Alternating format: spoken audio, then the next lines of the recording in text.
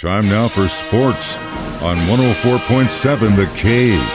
Here's Ned Reynolds. Mike the Intern, Ned Reynolds in the studio on a very cold Thursday morning. We finally got Ned thawed out.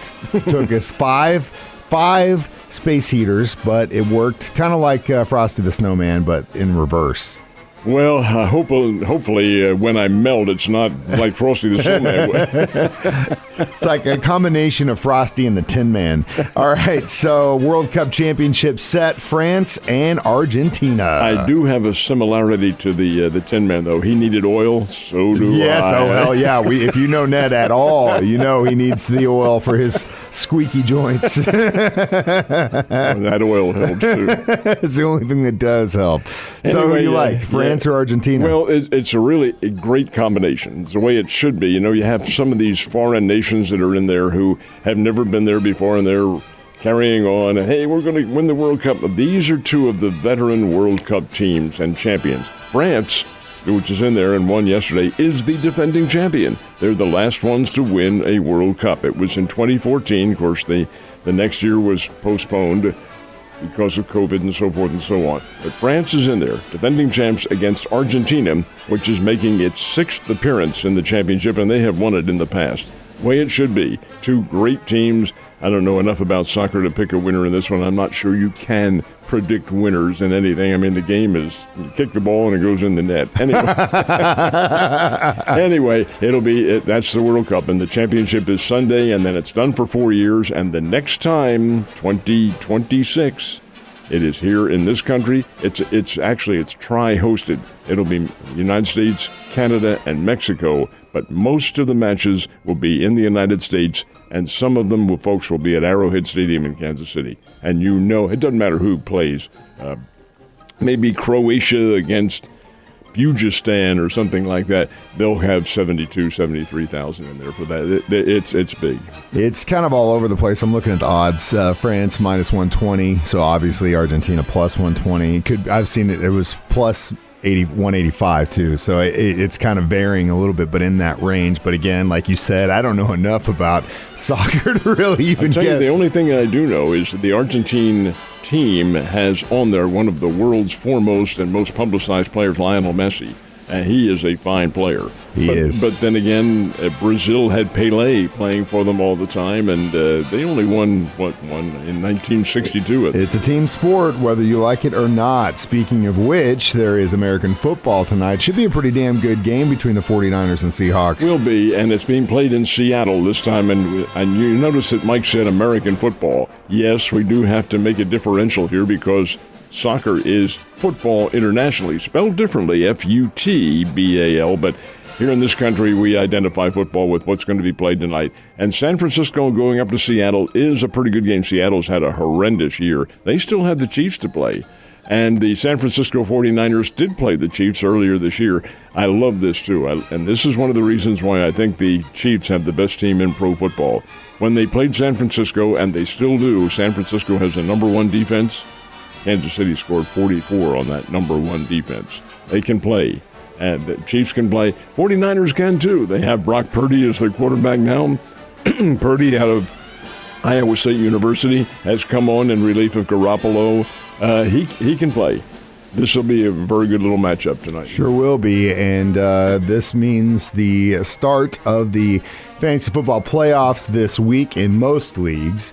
I got a bye. So You mean you were that good that you had a bye? Oh yeah, number one in the league. I only lost one, knock on wood. So pretty strong team. But I had a conversation with one of the guys in the league yesterday, and we've talked about it on this show a billion times. It all comes down to attrition. It does. Who is your quarterback? Well, see, that's the funny thing. I don't have the guys I drafted as my quarterbacks. Someone dropped Fields in like week 2 or 3. I picked him up. And then I picked up Geno Smith, who's actually had a pretty consistent year. He's been a pretty good backup when Fields went down and was on the bye. So it squeaked me through. I ended up drafting Brady and Trevor Lawrence, and those guys were gone. That's who's in mine. Yeah, they were awful. So I dropped them as fast as I could. My running backs have been pretty good. My receivers have been pretty good. Tight ends kind of meh. I had Waller, but then he went down to IR. So you did luck out with Geno Smith. I'll tell you why, too. He's no kid. Geno Smith's been around forever and ever, flown under the radar. He wasn't a great All-America, but he was a very good college football player at West Virginia, but he's been kind of the second or third man on whatever team he's been on now at Seattle. And he can get in there and play, and he can direct teams. He's a solid ball player. And it's crazy how fantasy football works, because you just have these weeks where you got guys that just blow teams out because of certain things. Like, for example, the Cowboys getting 22 points on defense last week. Like, that won a game for someone. But at the same time, it's like it really comes down to attrition and if you play that waiver wire. So, but I've also, I think last year I finished probably 9th or 10th in my league. So it just, it happens. I've won and I've definitely lost. All right, college football season is over for the regular season until we get into the bowl game. So that means the NFL is free to play on Saturday. That starts this weekend. I know the Vikings are playing on Saturday. They are. They have a game. The one that I'm really interested in, and you're right, there are 3 NFL games on Saturday, and you made a very good point. When the college football regular season is over, then the NFL says, fine, we'll come in and play some games on Saturday. Regular season is over. Bowl season is not, but that doesn't count. Even though they are college games, that does not figure into the mix. There are 6 college football bowl games on Saturday, 2 on Friday night. Now, they're not necessarily the big-name games. That's not coming up for another couple of weeks. But the NFL will have 3. The one that I'm particularly anxious to see is a big one, and it is the Saturday night telecast. And it is from Orchard Park, New York. It is the Buffalo Bills playing at home against the Miami Dolphins. Now, get this.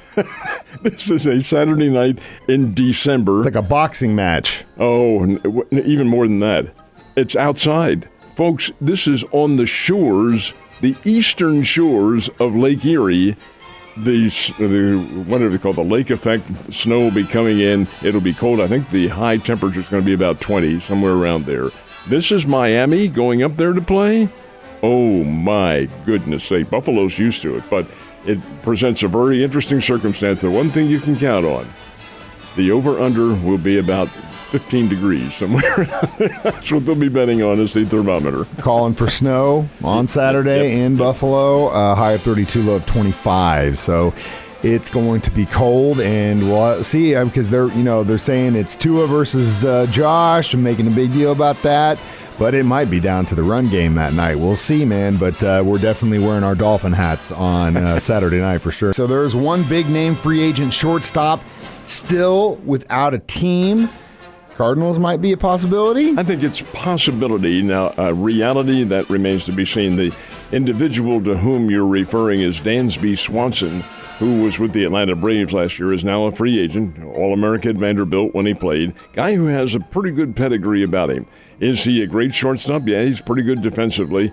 Has a sometimes bat, if that makes any sense. But he's been relatively inconsistent at the plate. Can hit the long ball, but then again, he has not really been what you'd call a clutch hitter. But anyway, Dansby Swanson is among those who's available. And yeah, the Cardinals allegedly are still in the running for a shortstop, but then again, I'm not sure they really are. They claim that if they can make a deal, fine, but if it's going to be particularly expensive, no, they're not interested, because they think they can make do with what they have. And I have to agree with that. Now, the real big name was Carlos Correa, who went to the San Francisco Giants yesterday for beaucoup bucks.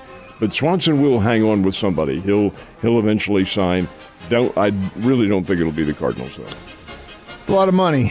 It's a lot of money, and they've got some great guys coming up through the system, I think. Yes. So we'll see what happens. Do have some basketball on the calendar this weekend. Lady Panthers and Lady Bears are playing. They both are. They'll play on opposite days. The Lady Panthers will play tomorrow morning and Saturday morning in Lakeland, Florida. Now, this is interesting because Division II teams, and Drury is a Division II team, are mandated by the NCAA to take 7 days off during the Christmas season.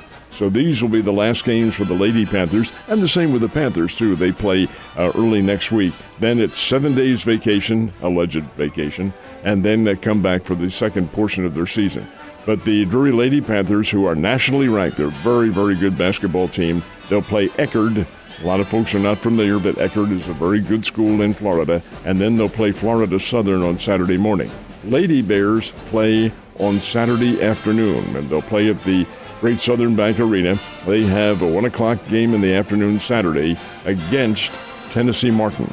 That should be a good game for the Lady Bears. They are coming back now, coming off a very big win over TCU. But both the college teams, there's schedule's been kind of fragmented lately because of midterm examinations that have been going on. And this isn't just here. This is across the country. But now it begins to pick up, especially during the holiday season. And for teams like Missouri State and for Missouri, the schedule gets a whole lot rougher. Missouri this weekend is down in Florida as well. They're going to Sunrise. Are you familiar with Sunrise? No. Sunrise is an enclave of Miami. Okay. And it's very, very nice. And the Tigers are going to play Central Florida down there on Saturday.